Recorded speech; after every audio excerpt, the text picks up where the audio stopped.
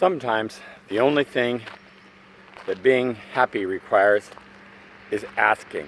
That's it, just asking. There's the sunrise right behind me across this incredibly inhospitable environment that we've come out and we've built on, we run in, we play in. The Santa Rosa Mountains are right behind me. I love them. I always think to myself, someday I'm going to be fit enough just to head up and run in those. But really,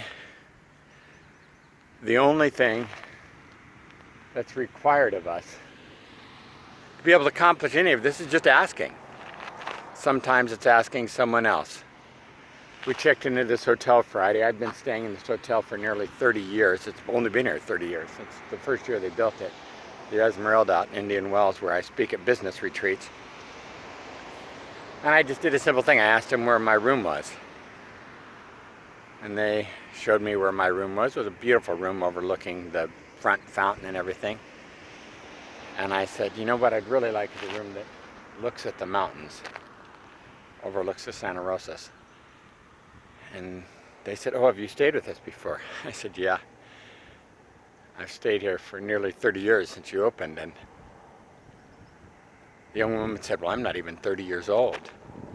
She said, I can get you a room over there, no problem. And so even though the hotel's sold out, they found a room for me on the other side with a balcony facing these mountains. So in the morning, even though Debbie sleeps through the sunrise, I can open the windows and I can look out at that and I can wake up.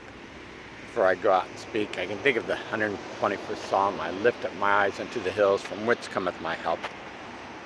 My help comes from the Lord, the maker of heaven and earth.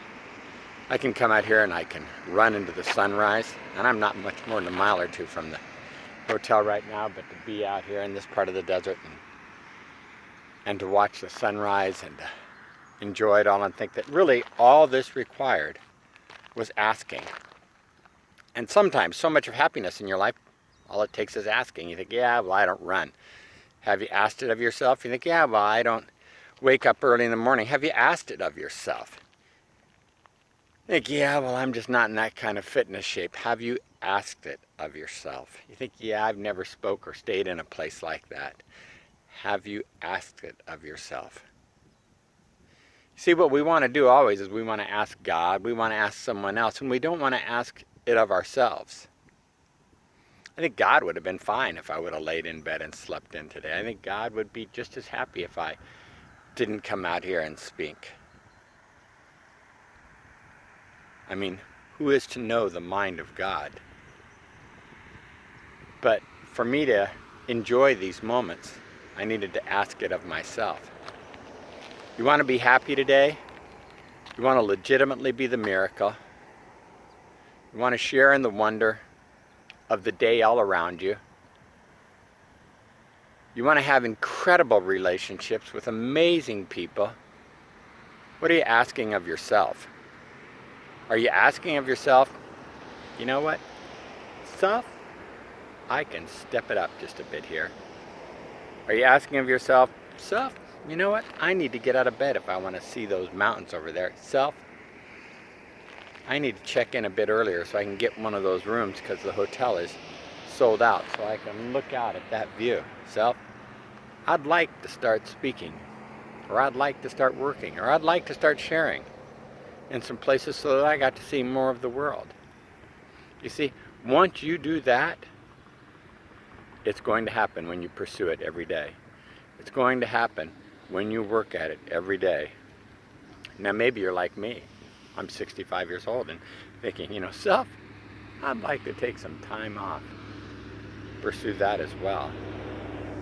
My dad was about my age. Nah, he's a little bit younger than me, 4 or 5 years younger than me. He bought a donut shop. He thought that would make him happy. I want you to know, if you're out there and you think buying a donut shop will make you happy, from personal experience in our family, I can tell you it will probably nearly kill you, probably almost cause family division, and happiness is not one of the things that's going to bring you on a daily basis. But that being said, the memories of that donut shop have brought all of us happiness, even in the years, the decade or more since my dad's been gone. He only owned it for a year or two, but the memories of that donut shop the friends he made, the work that my brother and sister put in there, all of that just tied together happiness, because my dad made a decision. He made a choice for himself to be happy. We didn't think it worked out great, but worked out for him in a way. You see, what works out for you in happiness isn't going to work out for everyone else. You need to make your decision if you want to be the miracle.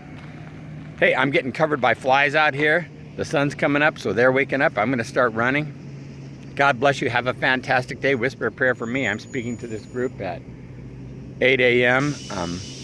Wish you were here. It'd be so fun to have you here. I'm sharing on Be Happy Now and how to live your future. Are you living your future? Pick out that future that you want and start living it today, and it will happen. God bless you. Have an absolutely fantastic day.